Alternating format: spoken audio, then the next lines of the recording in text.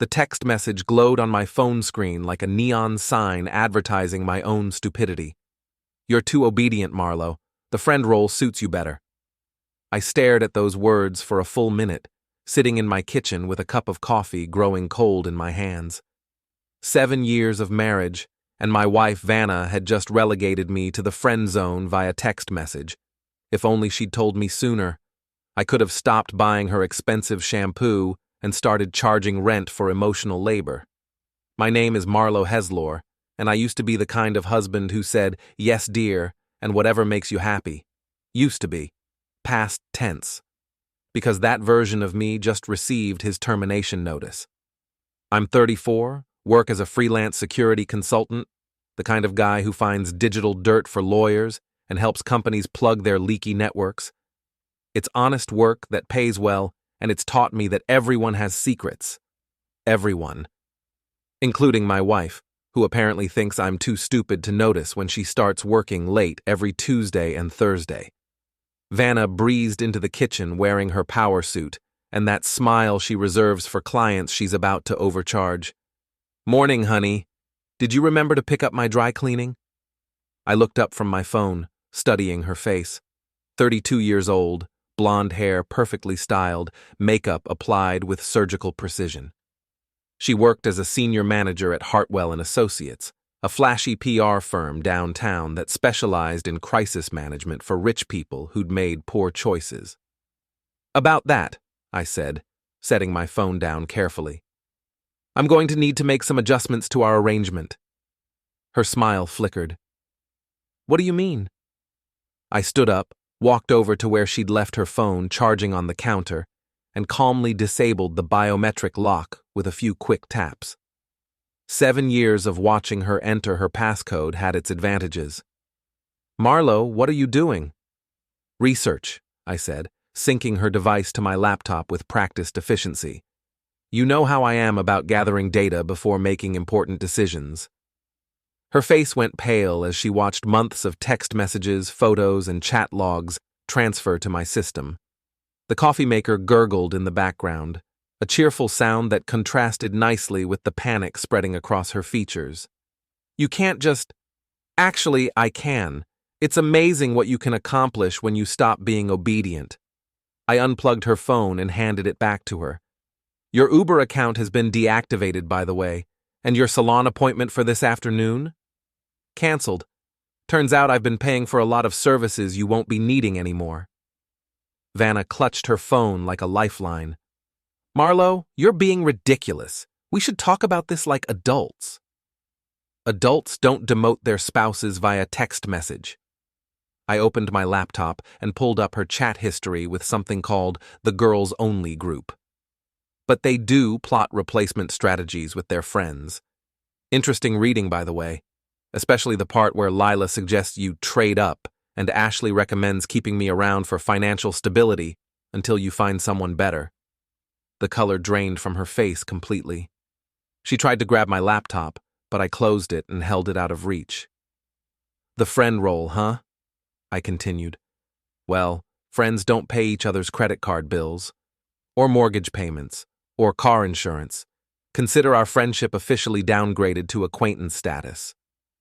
I walked past her toward the garage, where I kept my home office, what Vanna dismissively called my hack shed. She followed, heels clicking frantically on the hardwood floor. "You're overreacting. It was just girl talk, Marlow. You know how women are when they get together." I stopped and turned around. "No, Vanna. I know how you are. There's a difference." In my office, I pulled up her calendar app. There it was, buried between yoga class and a team meeting. Brett, Suite 1505, 8 p.m. Tonight, Brett Callum. 28 years old, rising star at Vanna's firm, social media influencer with delusions of grandeur and a leased Tesla he couldn't actually afford. I'd met him at company parties, the kind of guy who calls everyone buddy and takes selfies with his protein shakes. "Who's Brett?" I asked, though I already knew. Vanna's mouth opened and closed like a fish gasping for air. He's just a coworker." "Right. And Suite 1505 at the Meridian Hotel is just a conference room. She tried a different approach, stepping closer and softening her voice. Marlow, honey, you're scaring me. This isn't like you. You're absolutely right. The old me would have pretended not to notice, would have made excuses for you, would have stayed obedient. I pulled up Brett's social media profiles on my screen. But you canceled that subscription, remember? No more Mr. Compliant. Before we dive deeper into this story, I have one small request. Please subscribe, drop a like, comment, and hit that hype button to boost this channel so more people can discover these incredible Reddit stories. I spent the next hour systematically dismantling the financial infrastructure of our marriage, while Vanna alternated between threats, tears, and attempts at negotiation. I removed her access to our joint accounts, canceled her credit cards where I was the primary holder, and transferred the car registration to my name only. "You can't do this!" she shrieked as her rideshare app rejected her payment method. "Watch me!" I pulled up her company's employee handbook on my second monitor. Did you know Hartwell & Associates has a strict policy about workplace relationships, especially between supervisors and subordinates? Brett reports to you, doesn't he? Her face went ashen. You wouldn't. I wouldn't what? Forward your romantic text messages to HR? You're right. I wouldn't do that to a friend. But you made it clear I'm not your friend anymore. My phone buzzed with a text from Gene Martinez, my old college buddy who now worked in digital forensics. Got those files you wanted? This Brett guy is a real piece of work. Check your email. I grinned as I opened Gene's attachment. Brett's dating history, financial records, and social media analytics painted a picture of a serial opportunist who specialized in targeting older women with resources. Vanna wasn't his first married conquest, just his latest. Interesting, I said, scrolling through the data. Looks like your boyfriend has a type. Successful women, usually married, always with something to lose. You're number 4 this year, by the way. Congratulations on being so special. Vanna sank into a chair, her perfect composure finally cracking. How did you... I'm good at my job, Vanna. Really good. It's one of the things you used to claim to love about me, back when you pretended to love me at all. I printed out the most damning messages and handed them to her. Here's what's going to happen. You're going to call Brett and cancel tonight. You're going to move into the guest room until you find somewhere else to live. And you're going to explain to your friends why their little conspiracy fell apart. And if I don't? I leaned back in my chair, studying her like a bug under a microscope. Then I'll introduce Brett to wives number 1, 2, and 3. I bet they'd love to compare notes. I'll also send your chat logs to your boss, your mother, and that neighborhood gossip Mrs. Henson who lives next door. You know how she loves a good scandal. Vanna stood up shakily, clutching the printouts. I never meant for this to happen. Yes, you did. You planned it. You discussed it. You celebrated it with your friends. The only thing you didn't plan for was getting caught. I turned back to my computer. Brett's expecting you at 8. I suggest you use the time to practice your breakup speech. She left without another word, and I heard her car start in the driveway. I checked the GPS tracker I'd installed months ago when she started working late. She was headed straight for the office, probably to warn Brett, or maybe to salvage what she could of her reputation before the walls came tumbling down. I pulled up Brett's location on my screen, the Meridian Hotel, just like clockwork. This guy was nothing if not predictable. My phone rang. Gene. Marlow, you sure you want to go down this road? This could get messy. It's already messy, Gene. I'm just evening the playing field. What do you need? Everything you can find on Brett Callum. Financial records, social media activity, dating history, employment background. I want to know what brand of toothpaste he uses. Consider it done. But Marlow? Be careful. Guys like this don't go down easy. I hung up and stared at my reflection in the computer monitor. The face looking back at me was harder than it had been this morning, older somehow. The obedient husband was gone, replaced by something sharper and more dangerous. My phone buzzed with another text from Vanna. We need to talk about this rationally. I deleted it without responding. Rational was what got me into this mess. Rational was 7 years of saying yes when I should have said no, of trusting when I should have verified, of being the good guy while she played the field. Time to RSVP to tonight's party in person. The Meridian Hotel squatted downtown like a glass and steel monument to other people's poor decisions. I'd been sitting in my car across the street for 20 minutes, watching the valet parking attendants hustle around expensive cars driven by people with more money than sense. Brett's Tesla, leased according to Jean's research, sat in the VIP section like a chrome-wrapped advertisement for financial insecurity. The vanity plate read, "Influence." I wondered if the irony was intentional. My phone buzzed with an update from Jean. Brett Callum, 28, marketing associate at Hartwell & Associates. Credit score 640, 3 maxed-out credit cards, behind on student loans. Lives in a studio apartment but rents the hotel suite monthly to impress dates. Real winner you got there. I forwarded the information to my encrypted drive and checked my equipment.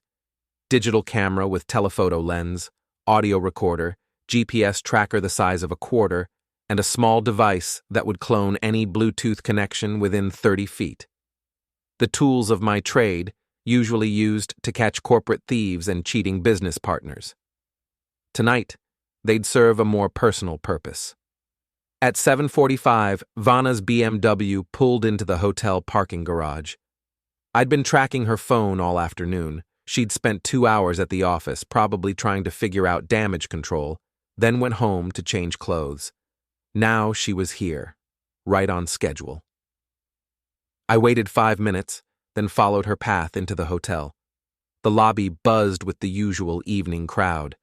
Business travelers nursing overpriced drinks, couples celebrating anniversaries they couldn't afford, and lonely people pretending to be important while they scrolled through their phones. The elevator banks were easy to monitor from behind a pillar near the bar. I ordered a club soda and lime from Cal Thompson, the bartender who'd been working here for 15 years and had seen every kind of human drama imaginable. "Slow night?" I asked, settling onto a bar stool with a clear view of the elevators. "They're all slow when you've been doing this as long as I have." Cal polished a glass with practiced efficiency. "You waiting for someone?"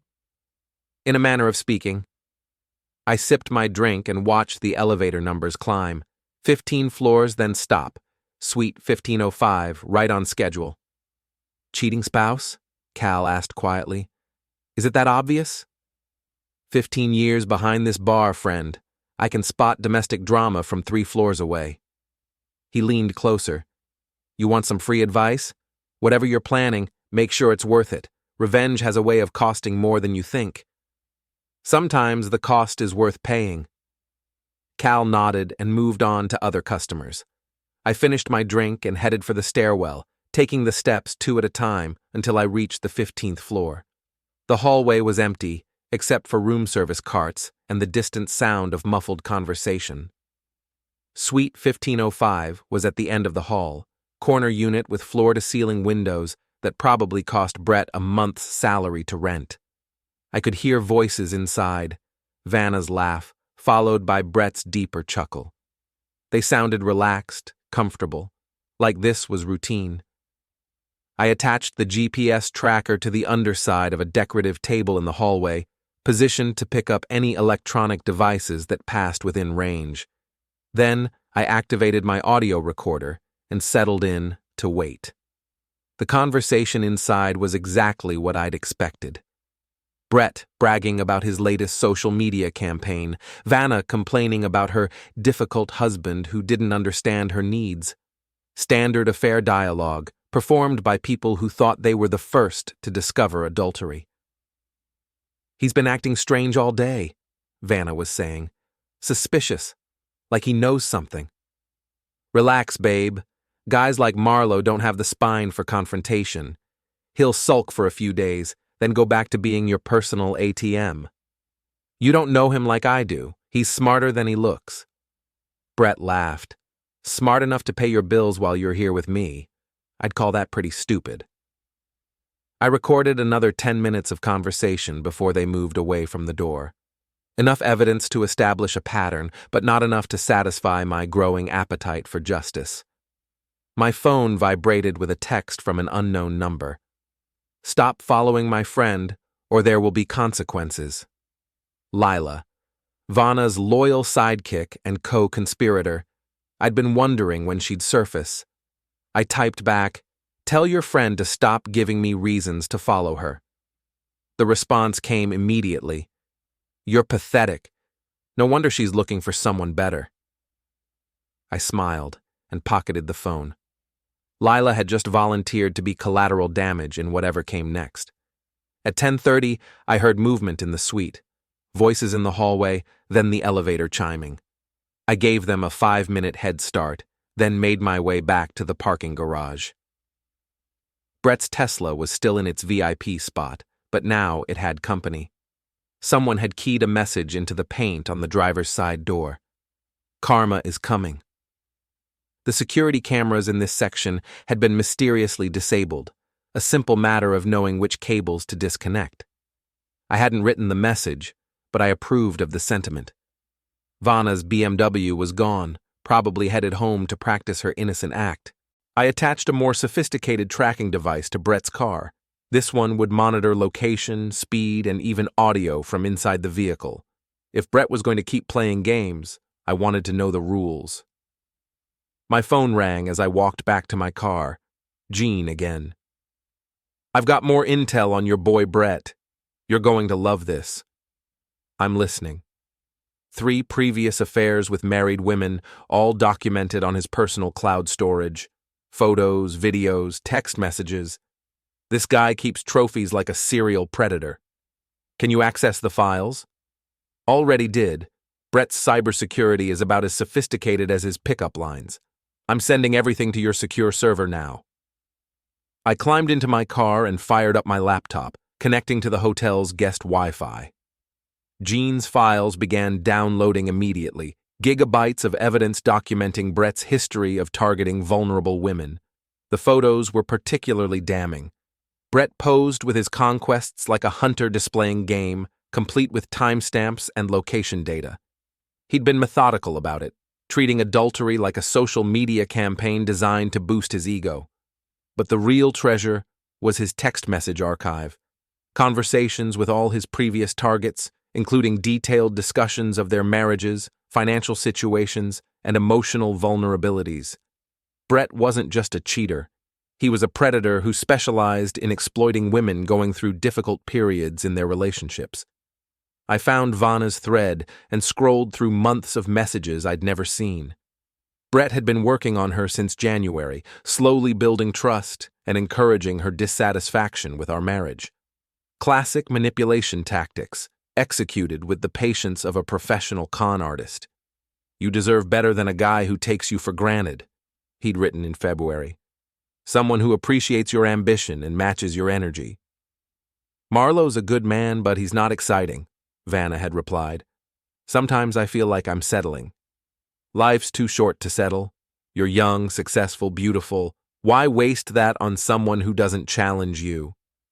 I scrolled through weeks of similar exchanges, watching Brett systematically poison my wife against our marriage while positioning himself as the exciting alternative. It was masterfully done, I had to admit. Brett might be financially irresponsible and morally bankrupt, but he knew how to identify and exploit emotional weaknesses. The final messages were from this afternoon, after Vanna had left our house in a panic. "Marlow knows about us," she'd texted. "He hacked my phone and saw our messages." "Don't panic. Guys like him are all bluster.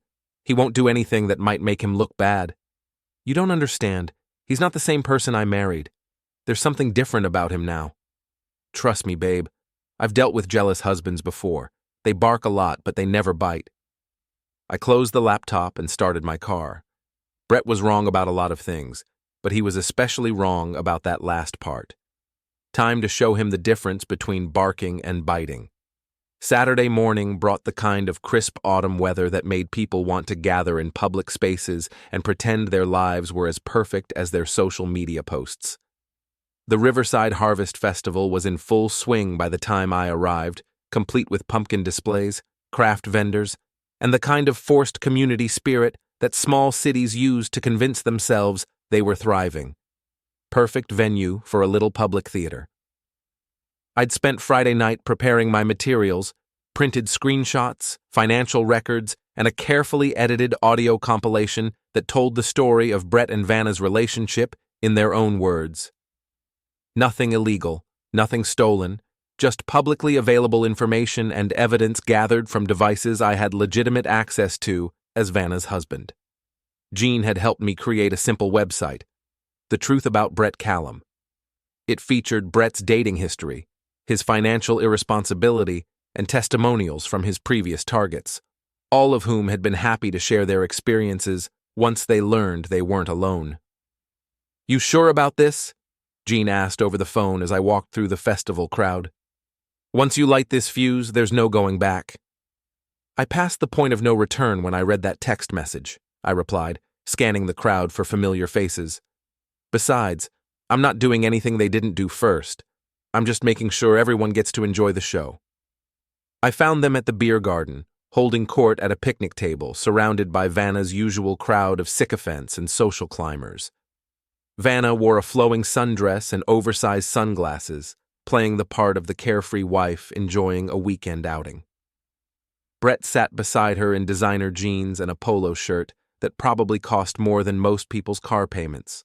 Lila and Ashley flanked them like bodyguards, along with Derek Williams, Brett's perpetually unemployed friend who survived by attaching himself to anyone with a credit card. The perfect audience for what I had planned. I approached their table with a cheerful smile and a folder full of documentation. "Vanna, there you are. I've been looking all over for you." She looked up with the expression of someone who'd just discovered a spider in her salad. "Marlow, what are you doing here?" "Same thing as everyone else, enjoying the festival with friends." I turned to Brett with an extended hand. "You must be Brett. I've heard so much about you. I'm Marlow, Vanna's husband, though I guess you already know that." Brett hesitated for a moment, then shook my hand with the kind of grip that was supposed to intimidate. "Nice to meet you, man." "Oh, we've met before. Company parties, remember? Though I suppose I wasn't very memorable back then. I was still in my obedient phase." I opened my folder and pulled out a printed screenshot. "Speaking of memorable, I love what you've done with your social media presence. Very authentic."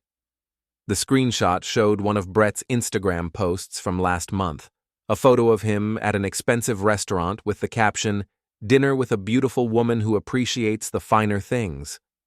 The timestamp matched exactly with one of Vanna's working late nights. Vanna's face went pale behind her sunglasses. "Marlow, don't do this here." "Do what? Share interesting content with friends? Isn't that what social media is for?" I pulled out another photo, this one showing Brett's car in the Meridian Hotel parking garage. I particularly enjoyed this one. Very artistic use of lighting. The conversation at nearby tables had started to quiet down. Nothing drew attention like the promise of public drama. Lila tried to intervene. "This is inappropriate, Marlow. You're making a scene." "Am I? I thought I was just participating in the community spirit." I pulled out my phone and opened the website Jean had created. In fact, I've been so inspired by everyone's openness that I decided to create my own social media presence. "Brett, you should check this out. It's all about you." I handed him my phone and watched his face transform as he scrolled through the evidence. Financial records showing his mounting debts, photos from his trophy collection, testimonials from women who'd learned too late about his patterns of behavior. "Where did you get this?" he whispered. "The internet is a wonderful resource for people who know how to use it. Did you know that your cloud storage password is the same one you use for your social media accounts? Very convenient for research purposes." Brett tried to hand the phone back, but I waved him off. "Keep scrolling. The best part is at the bottom. I particularly enjoyed the section where Jennifer Morrison describes how you convinced her to leave her husband, then disappeared once she'd liquidated her savings account. The crowd around us had grown larger. Mrs. Henson from my neighborhood had materialized with her usual entourage of gossip enthusiasts, all pretending to browse craft vendors while straining to hear every word. Ashley tried to damage control mode. This is obviously fake. Marlow's just bitter because my wife has been conducting an affair with her subordinate while planning to divorce me for financial gain? I pulled out another document. Actually, I'm grateful. Vanna's text messages with your little group have been very educational, especially the parts where you all discuss the best strategies for maximizing her settlement. I began reading from the printout in a clear voice that carried across the beer garden. Ashley, Tuesday, 3:47 p.m. Make sure you document everything that makes him look bad. Emotional abuse, financial control, whatever works. Lila, Tuesday, 4:12 p.m. Don't let him know you're planning to leave until after you've secured your assets. Vanna stood up abruptly, knocking over her chair. Stop it, just stop. Stop what? Reading your own words? But these are such good words, Vanna. Very strategic, very calculated. I turned to address the growing crowd. My wife and her friends have been planning my downfall for months. Isn't that sweet? They put more effort into destroying my marriage than they ever put into saving it. Brett finally found his voice. You're crazy, man. This is harassment. Is it? I thought it was transparency. You know, like the transparency you showed when you posted photos of your dates on social media. Or the transparency Vanna showed when she told her friends I was too obedient and belonged in the friend zone. I pulled out my phone and played a brief audio clip. Vanna's voice, crystal clear. Marlow's useful for paying bills, but I need someone who excites me. Someone like Brett. The crowd murmured appreciatively. Nothing brought a community together like a good public meltdown. Derek tried to pull Brett away from the table. Come on, man, let's get out of here. Good idea, I agreed. Though you might want to check your car first, Brett. Someone seems to have decorated it. We all turned toward the parking area, where Brett's Tesla sat covered in what appeared to be red paint. Someone had written "cheater" across the windshield, in letters large enough to read from space. You did this, Brett accused, his face flushed with anger. I've been here talking to you for the past 20 minutes. How could I have vandalized your car? I gestured toward the crowd. We have witnesses. Mrs. Henson stepped forward helpfully. I saw some young people near that car earlier. Teenagers, probably. They were laughing about something. Brett stormed toward his car with Derek trailing behind, leaving Vanna to face the crowd alone. She tried to salvage what remained of her dignity, but the damage was done. The story would be all over town by dinner time, embellished and improved with each telling.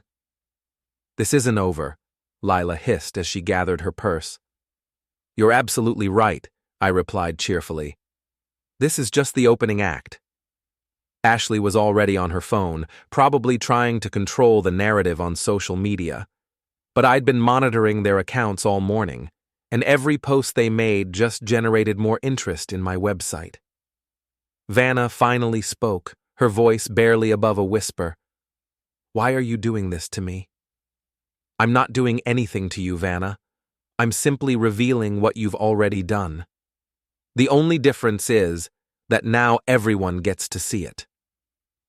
She left without another word, following Brett and Derek toward the parking area, where a small crowd had gathered to admire the artwork on the Tesla. I could hear Brett's voice rising in anger as he discovered that all 4 tires had been slashed as well. I ordered another beer and settled in to watch the show. Mrs. Henson approached my table with the predatory smile of a gossip columnist who'd just discovered a scandal. Marlow, dear, I had no idea you and Vanna were having difficulties. We're not having difficulties, Mrs. Henson. We're having revelations. There's a difference. Of course, dear. And that young man with the car trouble. Is he someone we should be concerned about in the neighborhood? I handed her one of my business cards with the website URL written on the back. Judge for yourself. I think you'll find the reading quite educational. She clutched the card like a winning lottery ticket and hurried back to her friends. Within minutes, half the festival was pulling out their phones to visit the website. My phone buzzed with a text from Jean. Site traffic is through the roof. You've gone viral in your own hometown. I typed back, Phase 1 complete, initiating Phase 2. The festival continued around me, but the energy had shifted. People were clustering in small groups, whispering and pointing. Some were looking at me with expressions ranging from sympathy to admiration. Others were clearly trying to figure out which side of the story would benefit them most. I finished my beer and walked back toward the parking area, where Brett was arguing with a tow truck driver about the cost of hauling his vandalized Tesla. Vanna stood nearby looking shell-shocked, probably calculating how much this public humiliation would cost her professionally. As I passed them, I paused to offer one final observation. You know what the best part of today was? Watching you both realize that actions have consequences. It's a lesson that's apparently new to you, but I think you'll find it educational. Brett took a step toward me, his fists clenched. You think you're so smart. I don't think I'm smart, Brett. I know I'm smarter than you. The evidence is parked right behind you. Derek grabbed Brett's arm before he could do something that would add assault charges to his growing list of problems. Not here, man. Too many witnesses. Listen to Derek, I advised. He may be unemployed and spineless, but he occasionally shows flashes of intelligence. I walked away to the sound of Brett cursing and Vanna crying. Phase 1 had exceeded my expectations. The whole town would know the truth by Monday morning, and social media would ensure the story spread far beyond our small city limits. But this was just the beginning. Brett and Vanna had spent months planning my humiliation. It seemed only fair to return the favor with interest. Time for Phase 2. Monday morning brought the kind of chaos that made me grateful for my home office.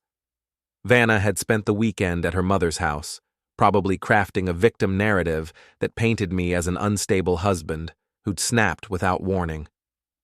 Meanwhile, Brett had been busy on damage control, trying to scrub his social media presence and contain the fallout from Saturday's festival fiasco. Neither of them understood that the festival was just the warm-up act. I started my day with coffee and a review of the weekend's intelligence gathering. Jean had been busy monitoring their communications, tracking their movements, and documenting their increasingly desperate attempts to regain control of the narrative. Brett's in full panic mode, Jean reported over our secure video call. He's contacted a lawyer about getting your website taken down, but everything you posted is either public record or obtained legally. His attorney basically told him to pound sand. What about Vanna? She's trying to salvage her job. Spent all day Sunday at the office, probably briefing her boss on the situation. But here's the interesting part. Ashley and Lila have both started distancing themselves. Self-preservation mode has kicked in. I pulled up the employee directory for Hartwell and Associates and found what I was looking for. What do you know about Hammond, Vanna's boss? Richard Hammond, 52, divorced, built the company from nothing. Reputation for being ruthless but fair. Why? Because he's about to receive an anonymous tip about workplace misconduct in his organization. I spent the next hour crafting a detailed report documenting Brett and Vanna's relationship, complete with timestamps, evidence of policy violations, and potential legal liabilities for the company.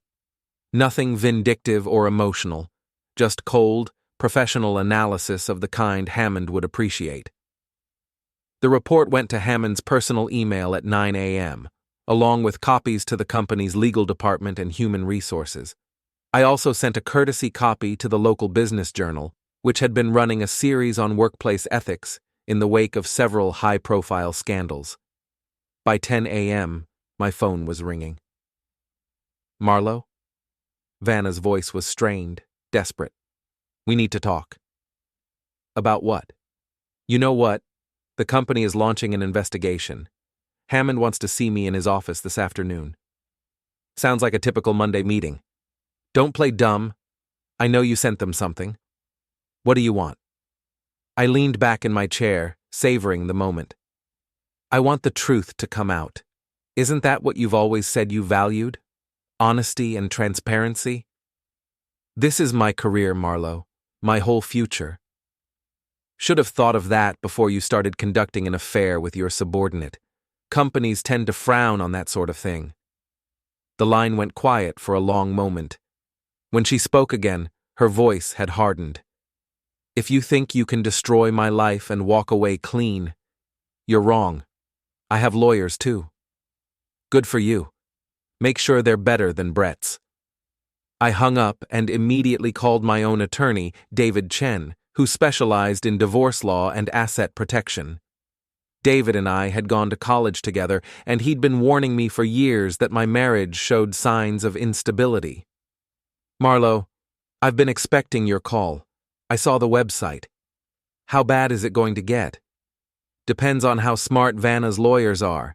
You've been careful to stay within legal boundaries, but divorce proceedings can get messy regardless. We should meet this afternoon to discuss strategy. What about the evidence I've gathered? Admissible and damaging, especially the financial planning discussions with her friends. That's going to make it very difficult for her to claim she deserves alimony or a significant asset split. We scheduled a meeting for 2 p.m., which gave me time to implement phase 2 of my plan. Brett lived in a studio apartment in the trendy downtown district, the kind of place that looked expensive but was actually just overpriced. According to Jean's research, he was 3 months behind on rent and had been using his hotel suite arrangement to avoid having dates see his actual living situation. I drove past his building and confirmed that his repaired Tesla was parked in the visitor section. The paint job had cost him nearly $3,000, money he couldn't afford to spend. I felt a warm glow of satisfaction as I attached a new tracking device to the undercarriage. Then I walked into the building's management office and introduced myself to the property manager. I'm here about Brett Callum in Unit 4B. I understand he's been having some financial difficulties. The manager, a tired-looking woman in her 50s, glanced at her computer screen. Are you a family member? I'm a concerned citizen who's become aware of Mr. Callum's pattern of financial irresponsibility. I thought you should know that he's been using fraudulent information to maintain his lease. I handed her a folder containing Brett's real financial records, credit scores, employment history, and bank statements that painted a very different picture than what he'd provided on his rental application. This shows significant discrepancies between what he claimed to earn and his actual income. I thought you'd want to verify this information for your own protection. The manager studied the documents with growing concern. Where did you get this? Public records and legitimate background research. I'm a security consultant. This is what I do for a living. She made copies of everything and promised to look into the situation. I left knowing that Brett would be receiving an eviction notice within the week. My next stop was the Meridian Hotel, where I had a brief conversation with the general manager about their monthly suite rental policies. It turned out that Brett's arrangement was already on thin ice due to several noise complaints and unpaid incidentals. The vandalism incident in their parking garage had been the final straw. We've already terminated his rental agreement, the manager explained. He has until Friday to remove his belongings. What about the security deposit? Forfeited to cover damages and cleaning fees. I thanked him and left, feeling like pieces were falling into place exactly as planned. At 2 p.m., I met with David in his downtown office. He'd already reviewed the evidence I'd gathered and was impressed with the thoroughness of my documentation. This is some of the best divorce prep work I've ever seen, he admitted. Vanna's going to have a very difficult time claiming she deserves anything beyond her personal belongings. What about the house? Purchased before the marriage with your money, mortgage paid by your income. She has no legal claim to it. Retirement accounts? Same story. Most of your assets were acquired independently or through your business income. Her contributions were minimal. We spent an hour going over financial records and legal strategies. By the time I left David's office, I felt confident that the divorce proceedings would be swift and decisive. My phone rang as I was driving home. Jean again. "You need to see this. Brett just posted a long rant on social media claiming you're stalking him. Screenshot everything. His credibility is about to take another hit." "Already done. But Marlow, he's starting to sound unhinged. You might want to watch your back." "Let him come. I've got security cameras, neighbors who are paying attention, and a paper trail that documents everything he's done. If Brett wants to escalate this, he's welcome to try." I arrived home to find Vanna's car in the driveway. She was sitting on the front steps with 2 suitcases, looking defeated and exhausted. "The locks," she said, without looking up. "You change the locks." "It's my house, Vanna. I can change the locks whenever I want." "Where am I supposed to go? That's not my problem anymore. You made your choice when you decided I was too obedient for your taste." She stood up, trying to summon some of her old authority. "I'm still your wife. You can't just throw me out." "Actually, I can. Adultery is grounds for immediate separation in this state. Check with your lawyer if you don't believe me." I walked past her and unlocked the front door. "You have 10 minutes to get whatever you need from inside. After that, you can coordinate with my attorney for any other belongings." "Marlow, please. We can work this out. Go to counseling. Start over." "Start over?" I turned to face her, letting her see the cold contempt in my eyes. "You spent months planning to replace me. You discussed strategies for maximizing your divorce settlement. You conducted an affair with your coworker and documented it on social media. What exactly do you think we're going to work out?" She tried tears next, but they bounced off me like rain on pavement. The old Marlow might have been moved by her distress. The new Marlow had learned to recognize manipulation when he saw it. 10 minutes, I repeated, and went inside to wait.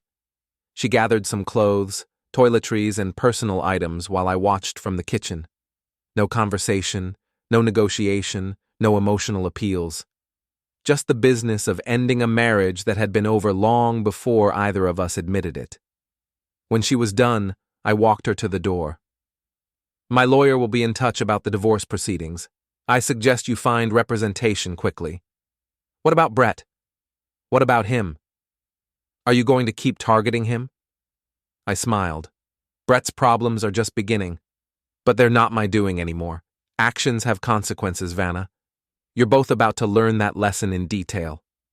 She left without another word, loading her suitcases into the BMW and driving away. I watched from the window until her taillights disappeared, then poured myself a drink and settled in to plan phase 3. My phone buzzed with a text from an unknown number. "This isn't over. Brett. Right on schedule."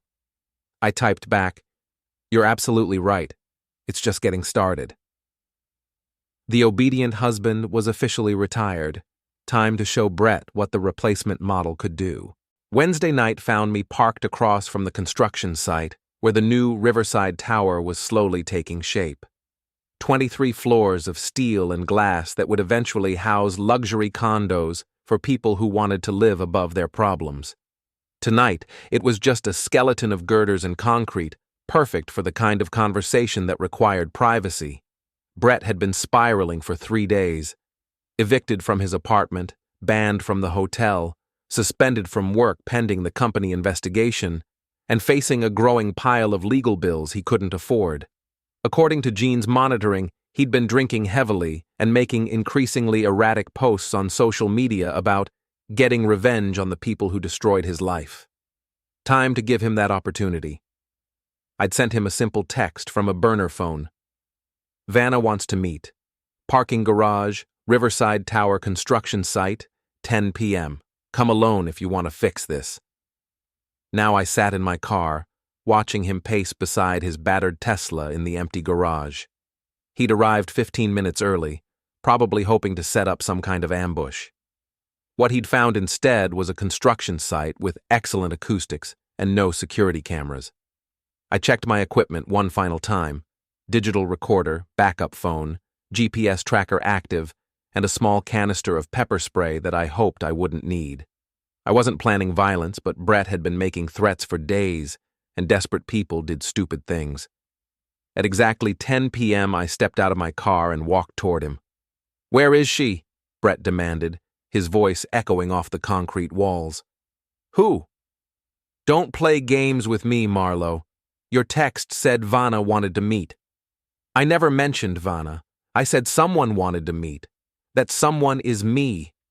Brett's face twisted with rage. "You lying piece of—" "Careful, Brett.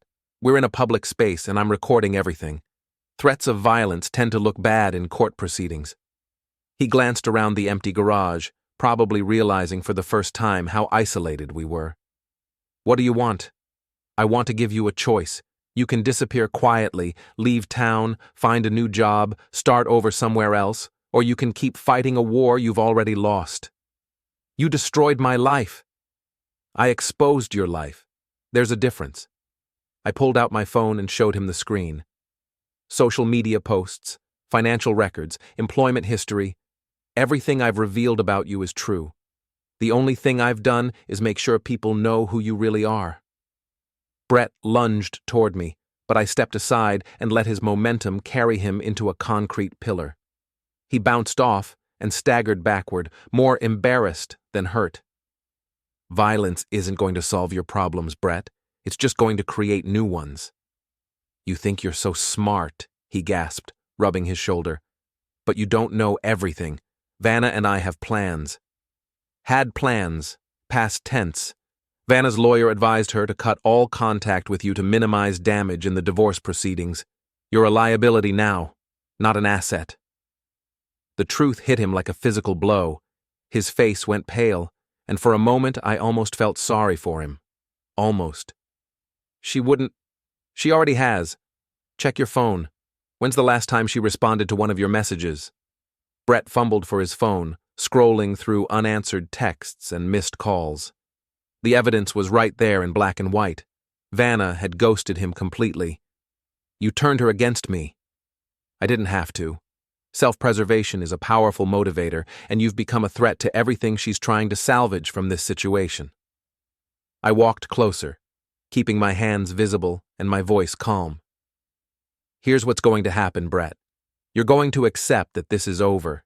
You're going to stop making threats, stop posting rants on social media, and stop trying to contact my wife.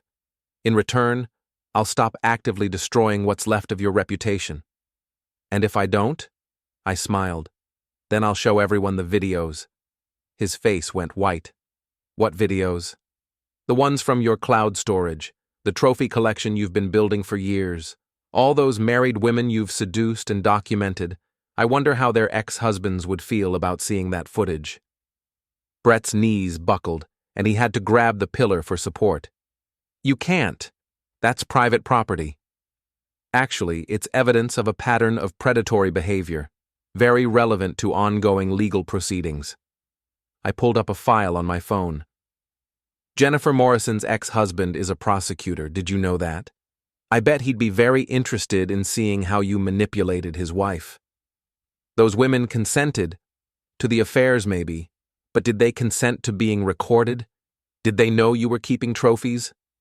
I shook my head. "I don't think they did, Brett, which makes those videos something else entirely." He slumped against the pillar, finally understanding the scope of his situation. "What do you want?" "I want you gone. Out of town, out of our lives, out of the picture completely. You have 48 hours to pack whatever fits in your car and drive away. If you're still here on Friday, those videos go public." "I don't have anywhere to go." "That's not my problem. You should have thought about consequences before you started targeting married women." Brett tried one last desperate gambit. "Vanna loves me. She'll choose me over you." "Vanna loves herself, Brett. She always has. You were just a convenient way to feel important for a few months." I started walking back toward my car. 48 hours. Don't make me come looking for you." "This isn't over," he shouted after me. "Yes, it is. You just haven't accepted it yet." I drove home, feeling like a weight had been lifted from my shoulders. Brett would leave. He didn't have any other choice. The videos were too damaging, and he knew I had the technical skills to make them public in ways that couldn't be traced back to me. My phone rang as I pulled into my driveway. David, my attorney. Marlow, we have a problem. Vanna's lawyer filed an emergency motion claiming you're harassing her and her associates. They want a restraining order. On what grounds? Stalking, harassment, intentional infliction of emotional distress, the usual divorce warfare tactics. I felt my jaw clench. Can they make it stick? Probably not, but it'll tie us up in court for weeks. They're trying to control the narrative, make you look like the aggressor. What do you recommend? Document everything. Stay away from Vanna and Brett. Let them make the mistakes while we build our case methodically. I hung up and sat in my car for a moment, processing this development. Vanna was trying to flip the script, turn herself from cheater into victim. It was a smart move, legally speaking, but it required her to maintain the fiction that she was innocent. Time to make that impossible. I pulled out my laptop and uploaded the audio files from tonight's confrontation with Brett. His threats, his admissions, his complete breakdown, all of it documented and time-stamped. Then I added the recordings from the hotel suite, the text message archives, and the financial records showing how he'd targeted vulnerable women. The new website went live at midnight. The complete Brett Callum files. Everything legal, everything documented, everything true. By morning, it would be impossible for anyone to claim that Brett was a victim rather than a predator. But the real masterpiece was the email I sent to every woman in Brett's contact list, all his ex-girlfriends, affair partners, and social media connections. A simple message with a link to the website and a single line of text. I thought you should know what kind of man you were involved with. Within hours, my phone was buzzing with responses. Women who'd been manipulated, used, and discarded were finally seeing the pattern. Some were angry, some were grateful, all of them were ready to share their stories. By Thursday morning, Brett's social media accounts were flooded with testimonials from his victims. The local news had picked up the story, framing it as an investigation into predatory behavior in the workplace. Vanna's company was facing a public relations nightmare that made their original investigation look like a minor inconvenience. And through it all, I'd maintained perfect legal distance. No harassment, no stalking, no direct contact. Just the methodical release of information that painted an accurate picture of who Brett really was. My phone rang at 8 a.m. Jean. Brett's car is heading south on I-75. Looks like he's taking your advice about leaving town. Good. Track him until he crosses the state line, then we're done with him. What about Vanna? I looked out my kitchen window at the house I'd bought before I met her, the life I'd built without her help, the future that was finally mine again. Vanna made her choice. Now she gets to live with the consequences. The obedient husband was gone forever. In his place stood someone harder, smarter, and completely immune to manipulation. Someone who understood that respect wasn't given, it was earned, and sometimes it was taken.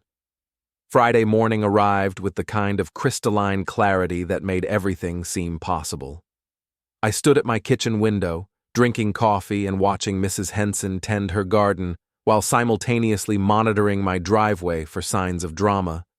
She'd become my unofficial early warning system, a neighborhood sentinel who missed nothing and forgot less. My phone buzzed with a text from David. Restraining order denied.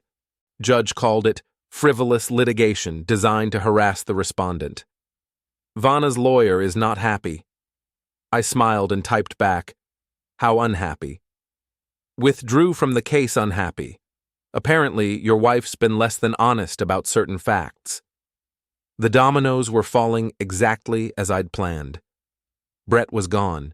Jean had tracked him all the way to Florida, where he'd apparently decided to start fresh with a new identity and a carefully scrubbed social media presence. Vanna was facing the reality that her legal options were limited and her support network was crumbling. Time for the final act. I spent the morning preparing what I privately called the accounting. 7 years of marriage had generated a complex web of shared assets, joint accounts, and intermingled finances. Separating them required the kind of meticulous attention to detail that had made me successful in my consulting business. Every gift I'd bought her, every bill I'd paid, every expense I'd covered, all of it documented, categorized, and totaled. The number was staggering, even to me. Vanna had been living a lifestyle that her own income couldn't support, subsidized by a husband she'd grown to resent for his generosity. At noon, she arrived to collect the rest of her belongings. I watched from my office window as she parked the BMW, which was registered in my name and insured through my policy, and sat for several minutes, probably gathering courage for what she knew would be an unpleasant conversation.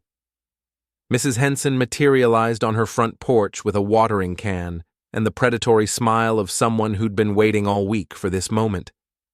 The neighborhood gossip network had been buzzing since the festival incident, and everyone knew this was the final chapter. Vanna knocked on the front door with the tentative rhythm of someone who no longer felt welcome in what had been her home. I let her wait for 30 seconds before answering, establishing the new dynamic immediately. "Vanna, right on time."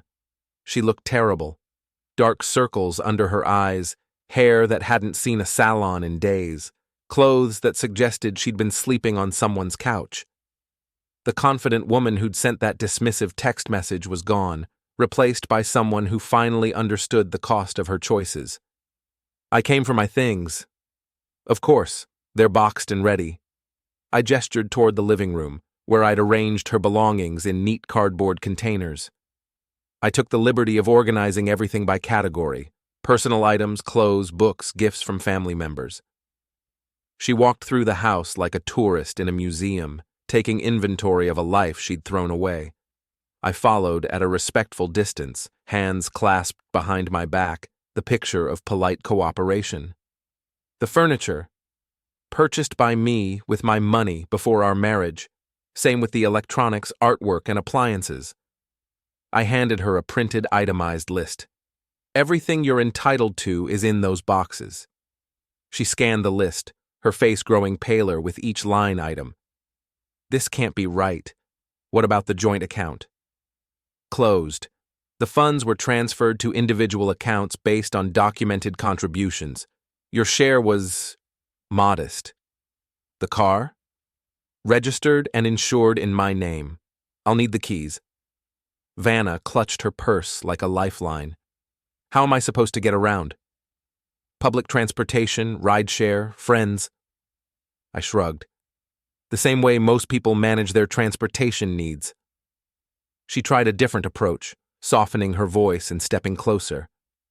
"Marlow, this is crazy. We're both adults. We can work something out that's fair to everyone." "Fair?" I let the word hang in the air for a moment. "You conducted an affair with your subordinate. You planned to divorce me for financial gain. You discussed strategies for destroying my reputation with your friends. What part of that strikes you as fair?" "I made mistakes. You made choices. Calculated, deliberate choices designed to benefit yourself at my expense." I pulled out another document. "Speaking of expenses, here's an invoice for your share of the household costs over the past year. Mortgage, utilities, insurance, maintenance, groceries, all the things you enjoyed without contributing to." The total was enough to make her stagger. "You can't be serious." "Completely serious. You wanted to be treated like a friend instead of a wife. Friends pay their own way." Vanna's composure finally cracked. "You're being vindictive. This isn't about money. It's about punishing me for leaving you." "You didn't leave me, Vanna. You tried to replace me while keeping me around for financial support. There's a difference." I walked to the window and gestured toward Mrs. Henson, who was now openly watching our conversation. "The whole neighborhood knows what you did. Your coworkers know. Your family knows. I didn't punish you. I just made sure everyone could see who you really are." She followed my gaze and saw our audience of neighbors, all pretending to be busy with yard work while straining to hear every word. The public nature of her humiliation hit her like a physical blow. Where am I supposed to go? That's not my concern anymore. You're a grown woman with a college education and professional experience. Figure it out. I started loading her boxes into a borrowed pickup truck. Mrs. Henson's son had volunteered his vehicle for the occasion, probably in exchange for front-row seats to the drama. Vanna stood helplessly on the sidewalk, finally understanding that her safety net was gone. What about alimony, spousal support? Read the prenup you signed. Adultery voids any claim to ongoing financial support. I loaded the last box and closed the tailgate. Your lawyer should have explained that to you before he quit. A car pulled up across the street. Lila, arriving for moral support, or maybe just to witness the spectacle. She stayed in her vehicle, probably smart enough to realize that her own involvement in the conspiracy made her a potential target. This is all because of that stupid text message, Vanna said, tears finally starting to flow. One moment of frustration and you've destroyed everything. That text message was just the revelation, not the cause. You'd been planning this for months, Vanna. The only thing that changed was my willingness to be obedient. I handed her the truck keys and a final envelope. Divorce papers, already filed. You have 30 days to respond, though your legal options are limited given the circumstances. And if I fight this? Then everyone gets to see the videos. Her face went white. What videos? The ones Brett kept as trophies. Turns out your boyfriend had a habit of documenting his conquests. Very thorough documentation, actually. I smiled. I'm sure your mother would be fascinated to see how her daughter spends her free time. Vanna climbed into the truck with shaking hands, probably realizing for the first time that her humiliation could get much worse. I waved goodbye as she drove away, Mrs. Henson and her neighbors providing a chorus of whispered commentary. Lila rolled down her window as I walked back toward my house. You're a monster, Marlow. I'm a man who stopped being convenient. I pulled out my phone and showed her the screen. Would you like to see your contributions to the conspiracy? I have screenshots of every message, every plan, every strategy you helped develop. She drove away without another word. I went back inside and poured myself a drink, settling into my chair with the satisfaction of a job well done. The house was quiet, peaceful, mine again. No more walking on eggshells, no more subsidizing someone else's lifestyle, no more pretending that disrespect was normal. My phone rang. Jean. It's over? It's over. How do you feel? I looked around my house, my sanctuary, my kingdom restored. Like myself again. Like the person I was before I started apologizing for existing. Any regrets? Just one. I should have done this years ago. I hung up and walked to my office, where I deleted the websites, wiped the servers, and destroyed the evidence I'd gathered. The truth had served its purpose. Now it was time to let it fade into local legend. Mrs. Henson knocked on my door an hour later, carrying a casserole and wearing the satisfied expression of someone whose entertainment quota had been exceeded. I thought you might be hungry, dear. It's been quite a day. Thank you, Mrs. Henson. I appreciate the kindness. Oh, it's no trouble at all. We look out for each other in this neighborhood.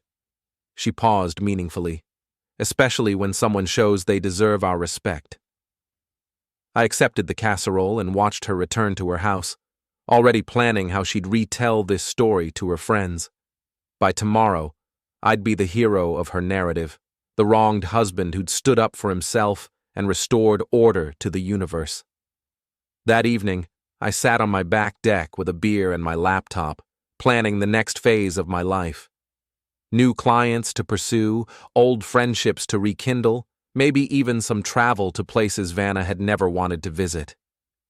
My phone buzzed with a text from an unknown number. I hope you're happy, I typed back. Happier than I've been in years. The response came immediately. This isn't over. I deleted the message without reading it again. Vanna could threaten and scheme all she wanted, She no longer had the power to affect my life. The obedient husband was gone, replaced by someone who understood that respect was earned, not given. Someone who'd learned that sometimes the best revenge was simply refusing to be a victim. I raised my beer in a toast to the empty yard, the quiet house, and the future that belonged entirely to me. Obedience is cancelled, I said to the gathering darkness. So is your happy ending. The stars came out one by one, and for the first time in years, I felt like I was exactly where I belonged.